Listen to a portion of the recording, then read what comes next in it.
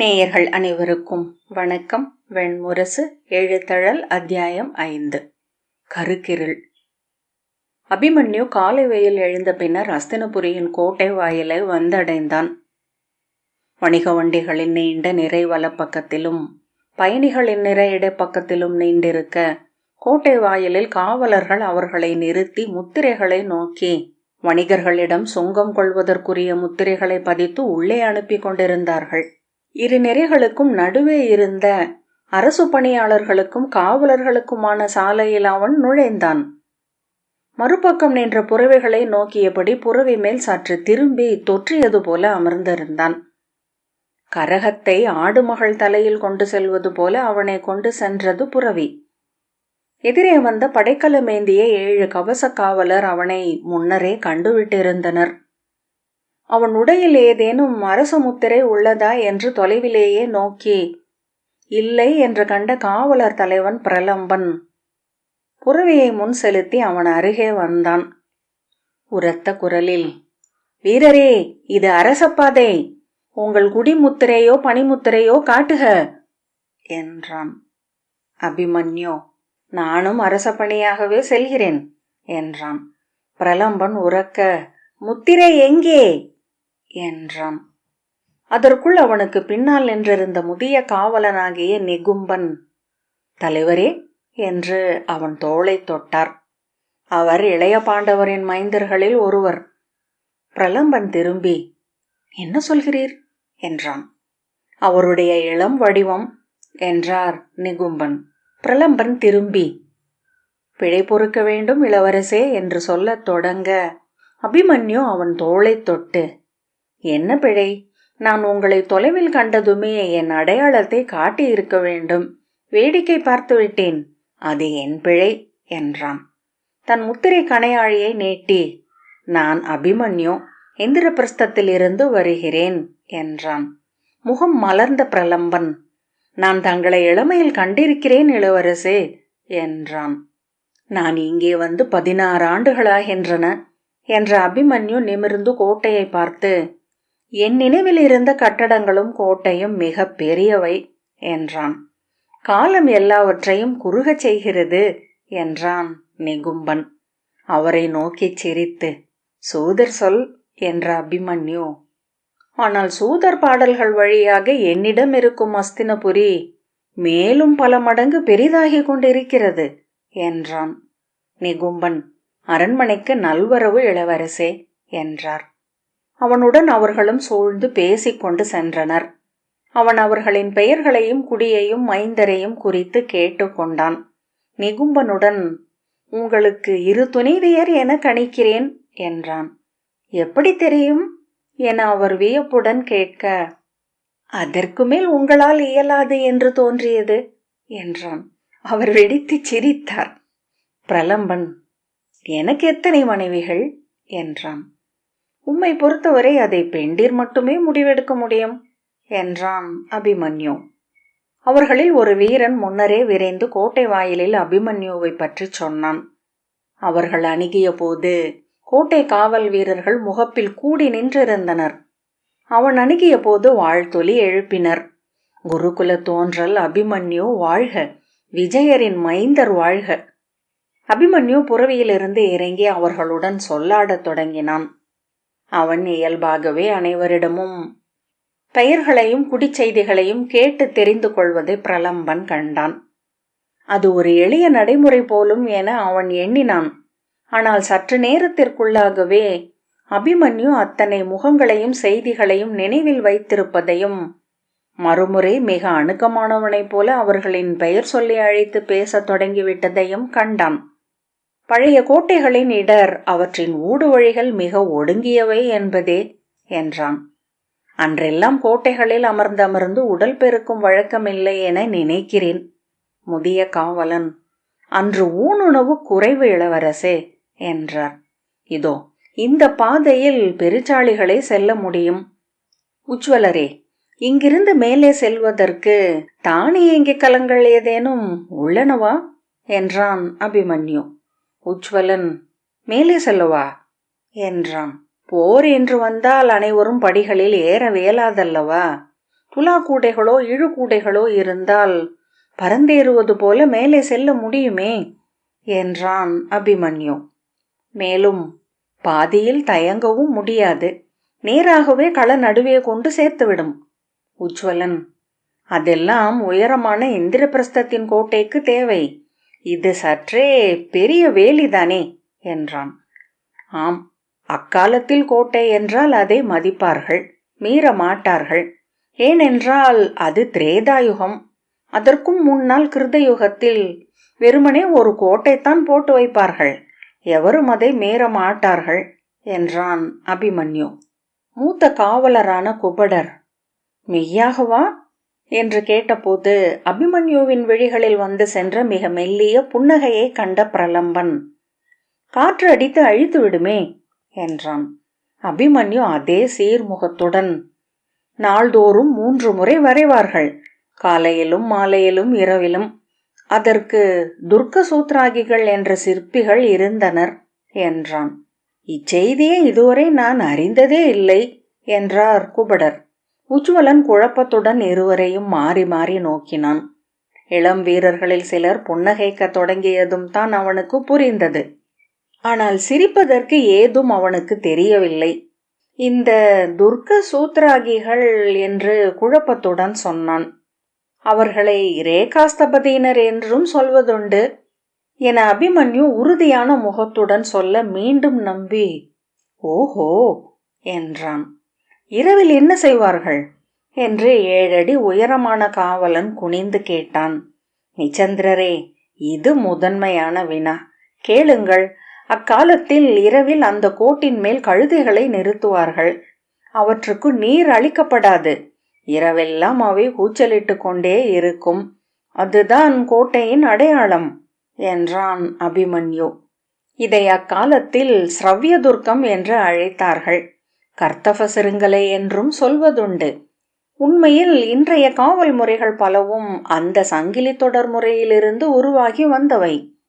நம் முன்னோர் ஒன்றும் மூடர்கள் அல்ல. அடக்க முடியாமல் வீரர்கள் சிரிக்கத் தொடங்க நிசந்திரன் இரு பக்கமும் நோக்கிய பின், விளையாடுகிறீர்கள், எனக்கு தெரியும் என்றான். நான் அதை முன்னரே உய்த்துணர்ந்தேன். நீங்கள் அறிஞர் என்றான் அபிமன்யு. வீரர்கள் சிரித்து கூச்சலிட்டனர். மேலிருந்து, என்ன அங்கே ஓசை என இறங்கி வந்த முதிய காவலர் தலைவரான அகரர், யார் என கையை விழிமேல் வைத்து நோக்கி, இளையவரே என்று சொல்லி நின்றுவிட்டார். நீங்கள் எவரும் என்னை பார்க்க வேண்டாம், நீங்கள் எவரும் என்னை பார்க்க வேண்டாம் என உதடசையாமல் முணுமுணுத்த அபிமன்யு, நானேதான் உங்களுக்காக வந்தேன் என்றான். அவர் யார் என நடுங்கும் குரலில் கேட்டார். அவர் பெயர் என்ன என்றான். அகரர் என்றான் பிரலம்பன். அகரரே, நாம் இளமையில் களத்தில் பந்தாடி விளையாடியதுண்டு, நினைவு கூறுகிறீரா? அகரர் ஆம் என்றார். அவர் தலையும் கைகளும் நடுங்கத் தொடங்கின. அபிமன்யு அவரை நோக்கி மிதப்பவன் போல நடந்து சென்றான். இன்று அந்நாளின் 50வது ஆண்டு. இன்று நீங்கள் எங்கள் உலகுக்கு வருவதனால் என்னையே அனுப்பினார்கள் என்றான். மூச்சொலியுடன், எங்கே என்று அவர் கேட்டார். என்னை பார்த்தீர்கள் அல்லவா, என்றும் மாறா இளமை கொண்ட எங்கள் உலகுக்கு என்ற அபிமன்யு மிக எளிதாக நிலத்திலிருந்து பாய்ந்து மேலெழுந்து அவர் நின்ற படிக்கு கீழே சென்று இறங்கினான். அவர் உடல் ஒரு பக்கமாக சரிய தொடங்கியது. கைகள் அறியாது நெஞ்சில் கூப்பின. முதியவன்தான், ஆனால் என் மைந்தர்கள் இன்னும் என்றபோது அவர் குரல் உடைந்து விழிநீர் வழிந்தது. பிரலம்பன் குழப்பமான முகத்துடன், எவரிடம் பேசிக்கொண்டிருக்கிறீர்கள் மூத்தவரே என்று கேட்டான். அகரர் பிரலம்பனை நோக்கிவிட்டு பின்னகர்ந்து சுவரில் சாய்ந்து கால் தளர்ந்து படியில் அமர்ந்து, நான் என் மைந்தரை ஒரு முறை நோக்கிவிட்டு என்றார். உமது நெஞ்சில் காமம் அகலவில்லை. நேற்று கூட இளம்பெண் ஒருத்தியை நோக்கி நான் ஊறினீர் என்றான் அபிமன்யு. ஆமாம், ஆனால் என்று அகரர் தடுமாற நிசந்திரன் பெரிய கைகளால் தன் நெஞ்சில் அறைந்து உறக்க நகைத்தான். சூழ்ந்திருந்த வீரர்களும் சிரிக்கத் தொடங்க அகரர் மாறி மாறி நோக்கிய பின், அதுதானே பார்த்தேன், இது ஏதோ விளையாட்டு, தாங்கள் என்றார். நான் அர்ஜுனன் என்றான் அபிமன்யு. இல்லை. ஆ என்ற அகரர் பாய்ந்து எழுந்து, நீங்கள் யாதவ இளவரசியின் மைந்தர் அபிமன்யு. இளவரசே, உங்களை நான் தோளில் தூக்கியிருக்கிறேன் என்று கூவினார். தங்கள் தோளில் நான் சிறுநீர் கழித்துள்ளேன் அல்லவா என்றான் அபிமன்யு. ஆமாம் ஆமாம், எப்படி நினைவு கூறுகிறீர்கள்? ஐயோ, இளவரசர் என்னை நினைவு கூறுகிறார். அடே நாகமா, கேட்டாயா? அபிமன்யு வாய் மட்டும் அசைய, என்னை தூக்கிய அனைவர் மேலும் சிறுநீர் கழித்திருப்பேன் என்றான். பிரலம்பன் சிரிப்பை அடக்க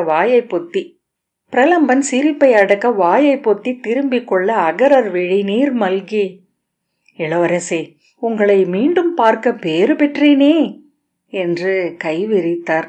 பிரலம்பன் சிரிப்பு பீரிட அப்பால் நகர்ந்தான். தாத்தா, உங்கள் தோளில் ஏறி அமர வேண்டும் என்று இப்போதும் விழைகிறேன் என்றான் அபிமன்யு. ஆமாம், ஆனால் என அகரர் தயங்க வயிற்றை பிடித்தபடி சுவர் மேல் தலையூன்றி பிரலம்பன் சிரித்தான். சிரித்து குழைந்தபடி ஆங்காங்கே வீரர்கள் விழுந்து விட்டார்கள். அகரர் தானும் சிரித்து, நான் எப்படி உங்களை தூக்க முடியும்? என்னை தூக்கவே எனக்கு ஆற்றல் இல்லை என்று சொல்லி அச்சிரிப்பு அந்நகை சொல்லுக்காக என எடுத்து கொண்டார்.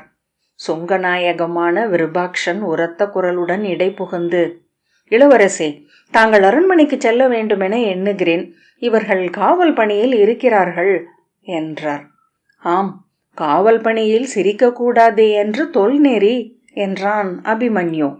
உண்மையில் காவல் பணியை எண்ணினால் நமக்கு சிரிப்புத்தான் வரும். முடிந்தவரை அடக்கி கொண்டால்தான் நாம் நல்ல காவலராக முடியும். அவன் முகத்தை நோக்கி அதிலிருந்த உறுதியை கண்டு, மெய்தான் என்றார் விருபாக்ஷன். இளவரசே, போதும், இனிமேல் நாங்கள் தாழமாட்டோம் என்று பிரலம்பன் கூவினான். உண்மையில் போரில் கூட நாம் சிரிக்க கூடாது. மறுபக்கம் அவர்களும் சிரிக்கத் தொடங்கினால் இறுதியில் புகழ்பாடும் சோதர்களும் சிரித்து விடுவார்கள். அகரர் ஓஹோஹோ என பேரொலி எழுப்பி நகைத்தார். விருபாக்ஷன், தங்களை பிரலம்பன் அரண்மனை வரை அழைத்துச் செல்ல ஆணையிடுகிறேன் என்றார். அபிமன்யு, நான் பாட்டியை பார்க்க வந்தேன், எங்கே இருக்கிறார் என்றான். யாதவ பேரரசிக்கு சூதர் தெருவில் தனி மாளிகை ஒன்று அளிக்கப்பட்டுள்ளது என்றார் விருபாக்ஷன் தன்னை சூழ்ந்து சிரித்து கொண்டிருந்தவர்களை நோக்கி பற்களை கடித்தபடி. ஆம், அறிந்தேன். அரச வளையத்திற்கு அப்பால் அல்லவா என்றான் அபிமன்யு. ஆம் இளவரசே, உண்மையில் என விருபாக்ஷன் சொல்லத் தொடங்க, எங்கே பிடித்து விட்டாலும் வீட்டு பூனை திரும்பி வந்துவிடும் விருபாக்ஷரே என்றான் அபிமன்யு. விருபாக்ஷன் அதற்கு என்ன சொல்வதென்று தெரியாமல் பொதுவாக தலையசைத்தார். செல்வோம் என பிரலம்பனனின் தோளை தொட்ட அபிமன்யு, வருகிறேன் அகரர் தாத்தா, வருகிறேன் நிசந்தரரே, சுமூர்த்தரரே, பார்ப்போம், மீண்டும் வருகிறேன் பாவகரே என ஒவ்வொருவரிடமாக விடைபெற்று கொண்டான். அவன் கிளம்பிய போது அத்தனை கோட்டை காவலர்களும் அவனை நோக்கி சிரிப்பில் கலங்கிய கண்களுடனும் மலர்ந்த முகத்துடனும் நின்றனர். அவன் திரும்பி நோக்கி கை அசைக்க ஏராளமான கைகளுடன் கோட்டை அவனை நோக்கி மலர்ந்தது. அவனுடன் புறவியில் சென்ற பிரலம்பன் அப்போதும் நகைத்து கொண்டிருந்தான். சாலையில் அவனை கண்ட பேரிளம் பெண்கள் திடுக்கிட்டு மறுமுறை நோக்கினர். தந்தையை எண்ணிக்கொள்கிறார்கள் என்று அபிமன்யு சொன்னான். இந்நகருக்குள் நான் வரவே இல்லை. ஏனென்றால் அன்னையரும் அக்கையரும் தங்கையரும் மட்டுமே இங்கிருக்க வாய்ப்பு. எதிரே வந்து திகைத்து வாய்ப்பொத்தி நின்றிருந்த பெண்ணிடம், ராதே, நான் உன்னை நாளை பார்க்கிறேன் என்றான். அவள் வாயை ஓசையின்றி அசைக்க, அஞ்சாதே, கந்தமாதன மலையின் உச்சியில் எனக்கு காயகல்பம் கிடைத்தது, உனக்கும் கொஞ்சம் வைத்திருக்கிறேன் என்ற பின் கடந்து செல்ல அவள் நெஞ்சை பற்றி கொண்டு நடுங்கி நிற்பதை பிரலம்பன் கண்டான். எப்படி பெயர் தெரியும் என்று பிரலம்பன் கேட்டான். ஆயர்குடி பெண், பெரும்பாலும் அவர்கள் ராதைகள்தான். வேறு பெயர் இருந்தாலும் கூட உள்ளூர ராதைகள் என உணர்வார்கள். பிரலம்பன் சிரித்து, ஆம், உண்மை என்றான். உமது ராதை எங்கே இருக்கிறாள் என்று அபிமன்யு கேட்டான். அவள் என பிரலம்பன் தயங்க, எல்லா தெருக்களிலும், புரிகிறது என்றான் அபிமன்யு. இன்னொரு பெண் எதிரே வந்து வாய்மேல் கை வைத்து மூச்சிழுத்து விழி மலைத்தாள். அம்பை, நான் காயகல்பம் உண்டு இளமை மீண்டு விட்டேன். இன்று உன்னை பார்க்க அந்தியில் வருகிறேன் என்று கடந்து சென்றான். பிரலம்பனை நோக்கி கண்ணை சிமிட்டி, மரக்குளப் பெண், அவர்களில் அம்பை அல்லாதவர்கள் அம்பிகைகள் என்றான். அரண்மனை சாலையில் இருந்த சூதர் தெருவுக்கு பிரியும் இடத்தில் அபிமன்யு புறவியை இழுத்து நிறுத்தி, நாம் எங்கே செல்கிறோம் என்றான். பேரரசி குந்தியின் மாளிகைக்கு அல்லவா என்றான் பிரலம்பன். ஆனால் அரண்மனை அந்த திசையில் அல்லவா உள்ளது என்றான் அபிமன்யு. ஆம், அங்கே இப்போது குடிப்பேரவை கூடியிருக்கிறது என்றான் பிரலம்பன். குடிப்பேரவையா? இப்போதா? ஏன் என்றான் அபிமன்யு. இளவரசே, இதெல்லாம் எனக்கு தெரியாது, நான் கோட்டை காவலன் என்றான் பிரலம்பன். அதை விடும், கோட்டை காவலரும் அடுமணி பெண்டிரும் அறியாத அரண்மனை மந்தனங்கள் இல்லை என்றான் அபிமன்யு. நான் அறிந்தது, இன்று ஏதோ ஓலைகள் அனுப்பப்படுகின்றன. இந்திரபிரஸ்தத்தின் அரசர் உபப்ளாவிய நகரியில் இருக்கிறார். அவருக்கும் பிற சத்திரிய அரசர்களுக்கும். அபிமன்யு, அதற்கு ஏன் குடியவை என்றான். முடிவுகளை அரசர்கள் எடுத்தாலும் குடியவையின் ஒப்புதலுடன் அனுப்பினால் அது மக்களின் குரலாக ஆகிவிடுகிறதல்லவா? அபிமன்யு, ஆ, சூழ்ச்சி, அரசியல் நாற்கள மாடல், அருமை என்ற பின் புறவியை திருப்பி, நாம் உடனே அரண்மனைக்கு செல்கிறோம், அவை நுழைகிறோம் என்றான். இளவரசே என்று பிரலம்பன் அலறிவிட்டான். நான் கோட்டை காவலன், கோட்டையை விட்டு நீங்குவதே பிழை. உமக்கு மூத்த காவலரால் அளிக்கப்பட்ட பணி என்ன என்றான் அபிமன்யு. தங்களை பேரரசியிடம் அழைத்து செல்வது. அபிமன்யு அவன் தோளை கை சுழற்றி அணைத்து, ஆகவே நான் பேரரசியிடம் செல்வது வரை நீர் எனக்கு துணை நின்றாக வேண்டும், வருக என்றான். பிரலம்பன் இளவரசே என்று அரற்றினான். மிஞ்சி போனால் என்ன செய்வார்கள்? கழுவேற்றுவார்கள். அதற்கு அஞ்சலாமா என்றான் அபிமன்யு. பிரலம்பன் அஞ்சவில்லை என முனகினான். இது ஒரு போர்க்களம், இதோ போர் முரசு முழங்குகிறது. பிரலம்பன் எங்கே என்றான். அபிமன்யு, பிரலம்பரே, வீரன் செவிகளுக்கு எல்லா முரசுகளும் போர் முரசுகளே, வருக என்றான். பிரலம்பன் அவன் பின்னால் புறவியில் சென்றபடி, அயலவரை உள்ளே விடமாட்டார்கள். அதோடு நீங்கள் எதிரி தரப்பை சேர்ந்தவர், சூழ்ச்சியே உங்கள் தந்தையருக்கு எதிராகத்தான் என்றான். அபிமன்யு ஆம் என உரக்க நகைத்தான். என்னிடம் கேட்டால் நானே பல நல்ல சூழ்ச்சிகளை சொல்வேன். அரிய நாள், அரசியல் சூழ்ச்சி, சொல்லாடல், உளப்போர், நான் இதையெல்லாம் பார்த்ததே இல்லை. பிரலம்பன் இளவரசே, வேண்டுமென்றால் அத்துமீறியமைக்காக உங்களை கூட கொல்ல முடியும் என்றான். மெய்யாகவா என புறவியை இழுத்து நிறுத்தி அபிமன்யு திரும்பி நோக்கினான். என்னை சிறையில் அடைத்து கசையால் அடிப்பார்களா? பிரலம்பன் அவனை புரிந்து கொண்டு துயரமாக தலையை அசைத்தான். எப்போதும் நான் விழைவது இதையெல்லாம் தான். தந்தையைப் போல் திசை சூழ்ந்து அருஞ்செயல் புரிந்து இளநங்கையரை மணந்து. ஆனால் தந்தை இல்லாததனால் நான் இந்திரபிரஸ்தத்திலேயே இருக்க வேண்டி இருக்கிறது. ஒரு புதிய பெண்ணை வென்று மஞ்சத்திற்கு கொண்டு வந்தால் அவள் முன்பு வந்தவளின் தங்கை என்றால் எப்படி இருக்கும்? பிரலம்பன் கண்ணீர் கலந்த குரலில், எப்படி இருக்கும் என்றான். பழைய சோறு போல இருக்கும் என்றான் அபிமன்யு. அவர்கள் அரண்மனை கோட்டை முற்றத்தை அடைந்ததும் காவலர்கள் அபிமன்யுவை கண்டு எழுந்துவிட்டனர். பிரலம்பரே, முன்னால் சென்று அரசரின் அழைப்பின் பேரில் அவைக்கு செல்கிறேன் என்று சொல்லும் என்றான் அபிமன்யு. நானா என்றான் பிரலம்பன். நானே சொல்வது முறைமை அல்ல அல்லவா? நீர்தானே என் அணுக்கர் என்றான் அபிமன்யு. இளவரசே, நான் அஸ்தினபுரியின் ஊழியன் என்றான் பிரலம்பன். அது சற்று முன்பு வரை. இனிமேல் நான் இறந்தால் அருகே இறந்து கிடக்கும் உடல் உம்முடையது. பிரலம்பன் கால் தளர நடந்து சென்று காவலனிடம், இந்திரபிரஸ்தத்தின் இளவரசர் அபிமன்யு அவைக்கு செல்கிறார், அரச அழைப்பு என்றான். முதிய காவலன், நன்று, இளவரசர் எவர் என்று சொல்லவும் வேண்டுமா என்று மலர்ந்த முகத்துடன் சொல்லி தலை வணங்கினார். வருகிறேன் மச்சரே என்றபடி அபிமன்யு உள்ளே சென்றான். அவர், என் பெயர் கோர்மன் என்றார். இரண்டும் விண்ணளந்தோன் அல்லவா என்றான் அபிமன்யு. பிரலம்பன் அருகே வந்து, அவை இப்பக்கம், ஆனால் அங்கே நாம் நுழைய வேண்டியதில்லை என்பதே என் எண்ணம். ஏனென்றால் என்றான். என்ன என்றான் அபிமன்யு. நுழைவது கூட எளிது, வெளியேறுவது கடினம். அபிமன்யு மெய்யாகவா என்றான். அப்படியென்றால் அதுதான் என் இடம், வருக. அவர்கள் அரண்மனை முற்றத்தில் இறங்கியதும் புரவியை நோக்கி வந்த காவலரிடம், கூர்மரே, புரவி இங்கே நிற்கட்டும், விரைவில் வந்து விடுவோம் என்றான் அபிமன்யு. ஆணை இளவரசே, என் பெயர் சந்திரன் என்றான் ஏவலன். ஆம், மறந்துவிட்டேன். கூர்மர் நலமாக இருக்கிறார் அல்லவா என்ற பின் அவன் தோளை தட்டி, பார்த்து கொள்ளுங்கள், வருக அணுக்கரே என்றபடி படியேறி இடைநாழியில் நடந்தான். பிரலம்பன், இளவரசே, இதெல்லாம் சற்று மிகை, உண்மையில் என புலம்பியபடி அபிமன்யுவுடன் நடந்தான். அவர்கள் அவை நோக்கி செல்கையில் எதிரே வந்த காவலர் தலைவன் திகைத்து நிற்க, அறிவியுங்கள் பிரலம்பரே என்றான் அபிமன்யு. பிரலம்பன் முன்னால் ஓடி, இந்திரபிரஸ்தத்தின் இளவரசர் அபிமன்யு அரசரின் ஆணைப்படி அவை நுழைகிறார் என்றான். அவன் கண்கள் குழப்பத்துடன் அசைய தலை வணங்கி, குருகுல தோன்றல் வாழ்க, இவ்வழி என அழைத்து சென்றான். அவை வாயிலில் நின்றிருந்த சிற்றமைச்சர், தாங்கள் இளவரசர் அபிமன்யு அல்லவா?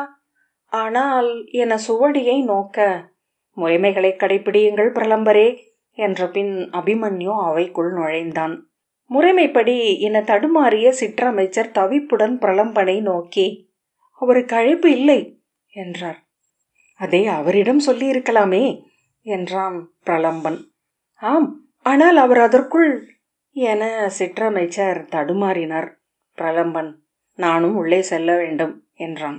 உமக்கு அழைப்பு இல்லையே என்றார் சிற்றமைச்சர். அணுக்கர்களுக்கு தனியாக அழைப்பு அனுப்புவதுண்டா? சிற்றமைச்சர் இல்லை என்றார். அவர் உள்ளே நுழைந்ததே நான் உள்ளே செல்வதற்கான ஒப்புகை என்ற பின் பிரலம்பன் உள்ளே நுழைந்தான். தானும் ஒரு அபிமன்யு ஆகிவிட்டிருப்பதை அப்போதுதான் உணர்ந்து புன்னகை செய்து கொண்டான். அபிமன்யு நேராக அவை நடுவே சென்று நின்று தலைக்கு மேல் கை கூப்பி, இந்திரபிரஸ்தத்தின் இளவரசன் அபிமன்யு, தொல்புகழ் அஸ்தினபுரியின் அவையை வணங்குகிறேன் என்றான். விதுரர் திகைப்புடன் எழுந்து, இளவரசே என்றார். பேரரசியின் அழைப்பின்படி வந்தேன். அவைக்கு வருவதுதான் முறை என்பதனால் இங்கே நுழைந்தேன் என்ற பின் நேராக அரியணை முன்னால் சென்று நின்று தலை வணங்கி, அஸ்தினபுரியின் அரசரை வணங்குகிறேன் என்றான். துரியோதனன் சினத்துடன், யார் இவனை உள்ளே விட்டது, அமைச்சரே என்றான். விதுரர், அதை பிறகு பார்ப்போம், அவையில் காவல் முறைமைகளை பேசும் மரபில்லை என்ற பின், இளவரசே, முறைப்படி பிதாமகரையும் ஆசிரியர்களையும் வணங்குக என்றார். திருதராஷ்டிரர் தலையை திருப்பி அசைத்தபடி பெரிய வெண்பற்கள் தெரிய உறக்கச் சிரித்து, இளமைந்தன், அவன் பெயர் அபிமன்யுதானே என்றார். அபிமன்யு, ஆம் தாத்தா, ஆனால் எனக்கு சௌபத்ரன், அர்ஜுனி, கார்ஷ்ணி, பால்குனி என்றெல்லாம் பல பெயர்கள் உண்டு என்றான். திருதராஷ்டிரர், ஆனால் அவை எல்லாமே உன் தந்தையின் பெயர்களின் நீட்சி அல்லவா என்றார். ஆம், வெண்ணெய் உருகினால் அது நெய்தானே. திருதராஷ்டிரர் இரு கைகளாலும் பீடத்தை அறைந்து உறக்க நகைத்த போது அவையும் உடன் சேர்ந்தது. என்ன ஒரு மறுமொழி! விதுரா, மூடா, இப்படி ஒரு மறுமொழியை சொல்ல அறிவும் அறியாமையும் இணையாக இருக்க வேண்டும் என்றார். இளமையாக இருந்தால் போதும் அரசே என்றார் விதுரர். அவை நகைத்து முழக்கமிட்டது. இளவரசே, பிதாமகரே வணங்குக என்றார் விதுரர். ஆம், மறந்துவிட்டேன் என்ற அபிமன்யு பீஷ்மரை அணுகி கால்களை தொட்டு வணங்கினான்.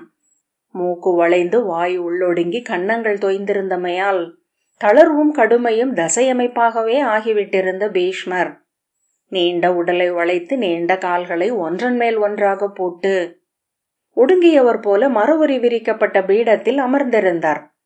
பழுத்த விழிகளால் நோக்கிய போது அபிமன்யுவை அவர் அடையாளம் காணாதது போலவும் அச்செயலே ஒவ்வாத ஏதோ என எண்ணுவது போலவும் தோன்றியது. வாழ்த்துங்கள் பிதாமகரே என்றான் அபிமன்யு. அவன் தலையை வலக்கையால் மெல்ல தொட்டு புகழ் கொள்க என்றார் பீஷ்மர். துரோணரையும் கிருபரையும் வணங்கி வாழ்த்து பெற்ற பின் அபிமன்யு திருதராஷ்டிரரை நோக்கி திரும்புவதற்குள் அவர் எழுந்து அவன் கையை பிடித்து இழுத்து தன் பீடத்தின் கைப்பிடி மேல் அமர்த்தி இடைவளைத்து தழுவி கொண்டார். என்ன இது, என் கையளவு கூட இல்லையே உன் உடல், மற்போர் பயிலவில்லையா? அபிமன்யு: இல்லை, நான் வில்லவன்.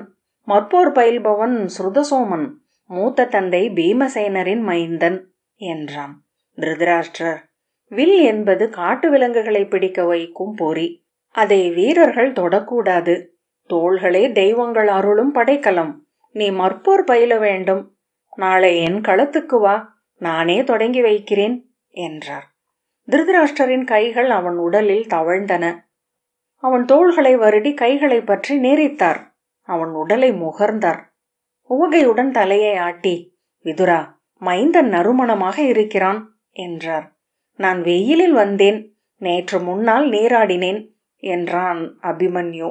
அவை நகைக்க விதுரர் தவிப்புடன், இளவரசே என்றார்.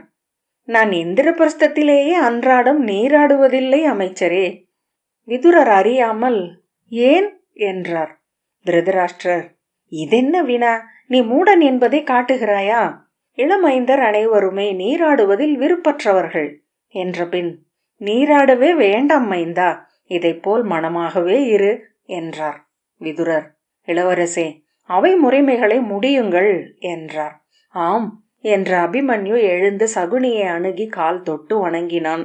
சகுனி சுருங்கிய புருவங்களுடன் தாடியை நீவியபடி அவனை அதுவரை நோக்கி கொண்டிருந்தார். சிறிய கண்களில் புன்னகை எழ, அனைத்து நலன்களும் அமைக என வாழ்த்தினார். இங்கே சூழ்ச்சி நடப்பதாக இதோ இவன் சொன்னான். இவன் என் அணுக்கன், பிரலம்பன் என்று பெயர் என்று அபிமன்யு சுட்டி காட்டினான். பிரலம்பன் அக்கணமே சிறுநீர் கழியும் உணர்வை அடைந்தான். சகுனி நகைத்து, ஆம், உங்கள் தந்தையருக்கு எதிரான சூழ்ச்சி என்றார்.